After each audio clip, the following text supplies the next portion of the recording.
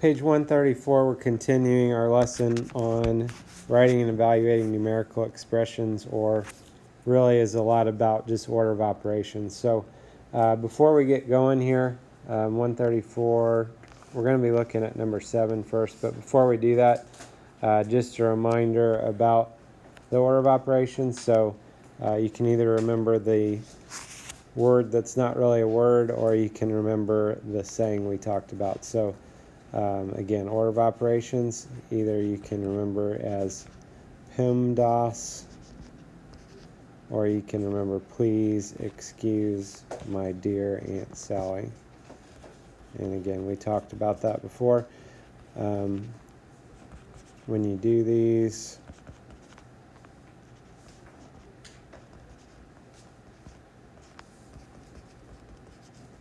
anytime you're doing stuff with this, I'd recommend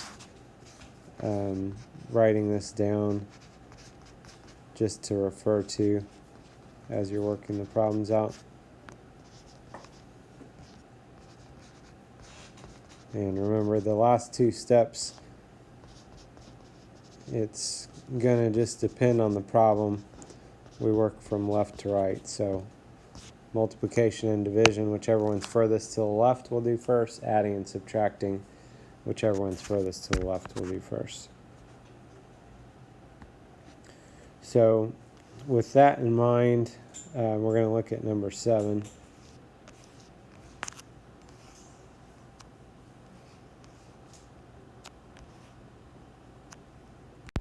So first thing on number 7, we've got a few options here. Within that idea about parentheses, it's actually parentheses or other grouping symbols. And if we have other grouping symbols, we're going to go to the innermost grouping symbols first. So this one has brackets and parentheses. The other one just has parentheses. So over there, we're going to need to do that 3 plus 2. Technically, you could get by doing something in the other set of parentheses as well.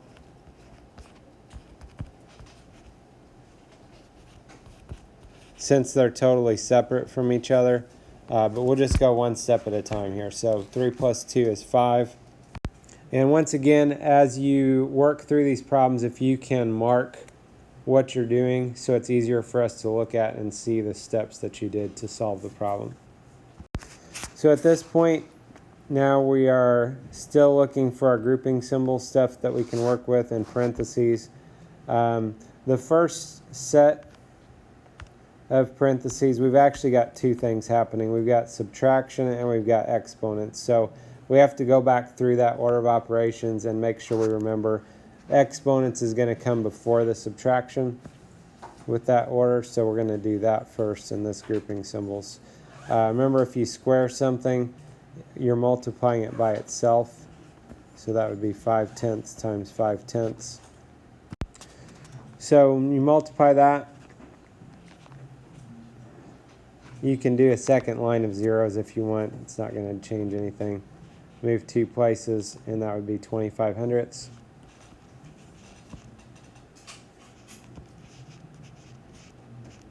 Again, if you wanted to, you could go ahead and work with that other set of grouping symbols at the same time. Would be okay. So at this point, it's kind of a toss-up. We can do really finishing up either one of these that we want to. If you do this, if you wanted to, you could add a 0 after that 5. So that's kind of like $1.50 minus 25 cents you could think of. So $1.50, you spend 25 cents, you're going to have $1.25 left.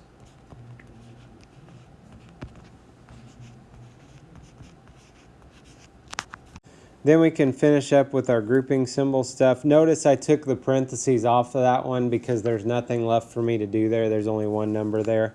So at that point we would do the 5 times 2, which is 10, and then that only leaves me one option left to do as 1 and 25 hundredths divided by 10. Dividing by 10 is kind of a unique thing that we've mentioned before maybe, but if not, you can divide that out by hand here. So 10 goes into 12 one time. subtract, bring down the 5. 10 goes into 25 2 times. And we're still going here, so go ahead and add a 0 and bring it down. And 10 goes into 50 5 times evenly.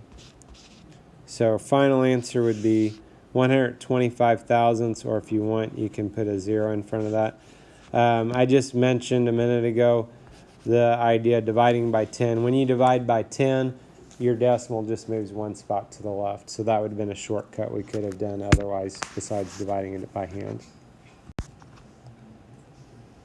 So next we're going to go to number 9. 9's a little bit different of a problem. We don't have all the parentheses and brackets, grouping symbol stuff to look at, but we do have a lot of operations that we're going to have to look and make sure that we're doing the right order with. So on this problem, we don't have any parentheses or any grouping symbols. We don't have any exponents. Next, we're looking to multiply and divide from left to right. So the first multiplication or division that I see is the 4 times 5. So we can go ahead and mark that.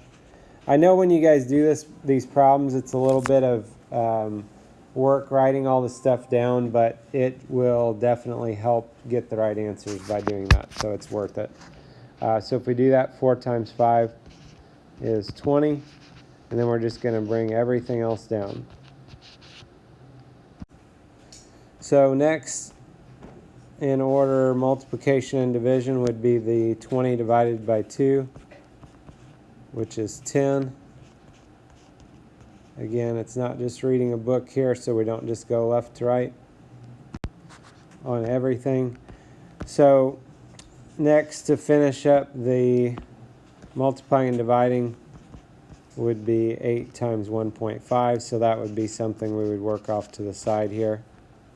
So you work that out. 8 times 5 is 40, 8 times 1 is 8, plus 4 is 12, and we need to move our decimal over one spot. So that's 12 and 0 tenths. That's the same as 12 if you want. So now we're looking for addition and subtraction. Addition and subtraction we do from left to right. So the first one would be the 6 plus 10, which is 16. And then we're left with 16 minus 12, which is 4. So all that we work out, and 4 should be our final answer. So number 4 on workbook page 31, they're wanting us to evaluate these expressions, so work these out. So there's no parentheses or grouping symbols. First thing then would be we have an exponent here. So 5 squared, remember, means 5 times 5, which is 25. So our next step would be 9 divided by 3 because the division comes before addition and subtraction. So 9 divided by 3 is 3, and then is 22. So next we'll look at number 5. 5, once again, they don't have any kind of parentheses or grouping symbols here for us. So our exponent, we got 1 way at the end here. So we're just going to rewrite everything else down. And 3 to the second power means 3 times 3, which is 9. There's no other exponents, so next we're looking for multiplication and division. And there's only 1, so there's no competition here of which one's going to even get done first. 2 times 2 is our only multiplication or division, so 2 times 2 is 4. So now it's the cleanup work. We're doing addition and subtraction from left to right. So these will just go in order. 8 plus 6 is 14. So next would be 14 minus 4, which is 10. And then we're left with 10 minus 9, which is 1. Number 10, Nikki's backyard is in the shape of a rectangle. Length is 27 feet. The width is 1/3 the length plus 4 feet. Write and evaluate an expression to find the area of Nikki's backyard. So anytime with these word problems, it's probably good to underline or highlight some things. First of all, its a shape is a rectangle. Length is 27 feet. Width is 1/3 the length plus 4 feet. And we are trying to find the area.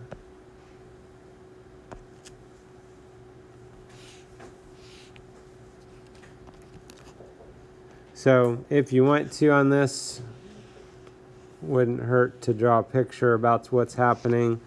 And then also we'll need to remember about how it is that we find the area of a rectangle.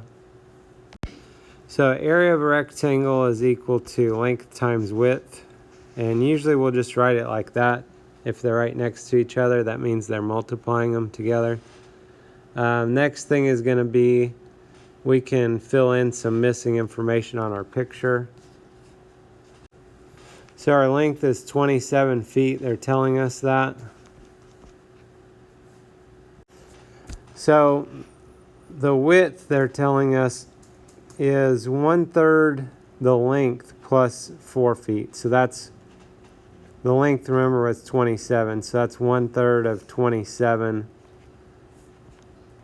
plus 4 feet. Technically, we could kind of work that out over there. They're not wanting us to do that with what we're doing in this lesson, so I'm going to do what they're kind of probably expecting us to do, I guess. But if you went ahead and just simplified what the width is ahead of time, I'd be okay with that. So here we got the length is 27, and then the width is 1/3 times 27 plus 4.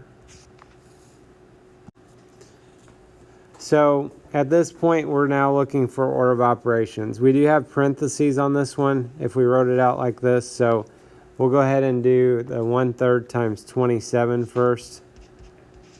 And we can work that out to the side here if you want. Remember that 27 is like 27 over 1. And then if you want to multiply across, you can. If you want to reduce first, you can. 27 divided by 3 is 9.